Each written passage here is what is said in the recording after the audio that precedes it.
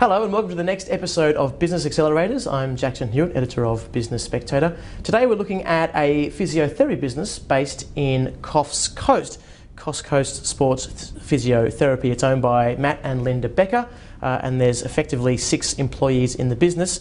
Now Stuart Lindsay from Pitcher Partners has been looking into this company for us and what he can do to help them.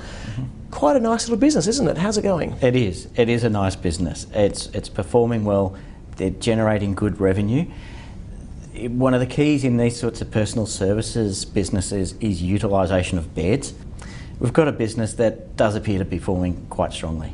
Now, one of the things about these service businesses is that you can't scale up very easily. You have to add more people to add more clients, and that's quite a challenging process. So what's the best way when you have reached a capacity constraint, whether it's in the size of the building you're in or whether it's the amount of staff that you can afford to put on, when you think, okay, how do I get the extra cream out of the business? Yeah, and you've raised a good point that personal services, the revenue you generate is linked to the number of staff that you have.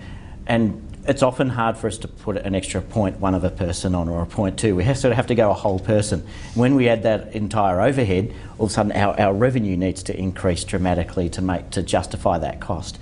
So what can they do? It is just getting greater utilisation of the existing beds that they have, perhaps looking at the hours that they're opening and saying, you know, are there other hours that we could open just to get some more people through the door at particular times of day or days of the week.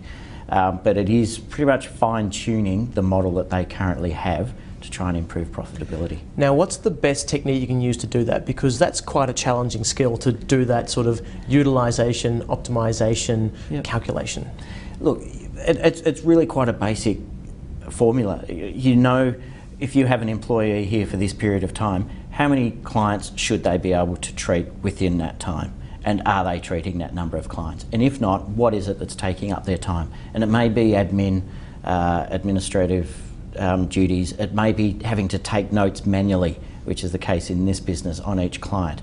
So are there things that we can do just to improve some of those back office functions and increase the amount of time that each of the professionals is able to spend on the tools, so to speak, hands-on with their clients? So what have you recommended for this business in terms of managing that back office? Well, this business is in good shape. They are currently looking at implementing an electronic customer database, so they can keep all of their files electronic rather than manual, as they have been, so that's going to save them a lot of time.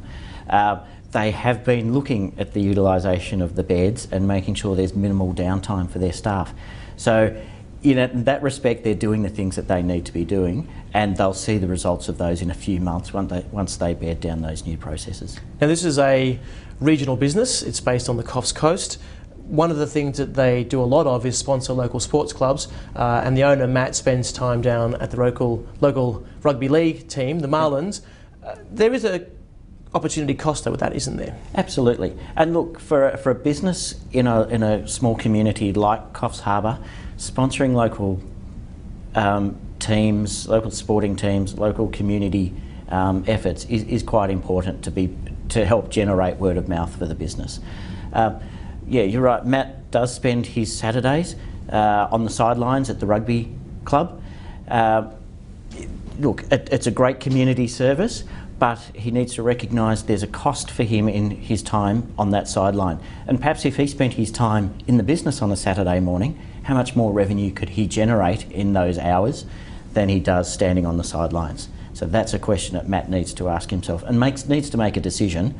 Either, yep, I recognise I'm losing money by being on the sidelines, but it's something I love to do, it's something I love to give back to the community, or actually I'm probably better off spending that time in the business. Perhaps I scrap both of them and spend some time with the family. And they seem to be sort of one of the more successful practices in the area. Is there room for them to expand, or do you think that perhaps adding that extra Saturday workday would be the best way to test the appetite in the market? I think initially adding this Saturday would be good. Again, we're talking personal services, things that you can't receive over the internet. So you physically have to go along there, and there's going to be a number of people who can't get to a practice during the week. So perhaps adding on a Saturday trading, you might find what sort of appetite you have in that market. It may even be, we don't stop at Saturday, we go to Sunday as well. But let's trial Saturday would be my recommendation see what sort of customer uptake we get there, and then think about expanding. So it is a nice business, turning over pretty good money and pretty well run.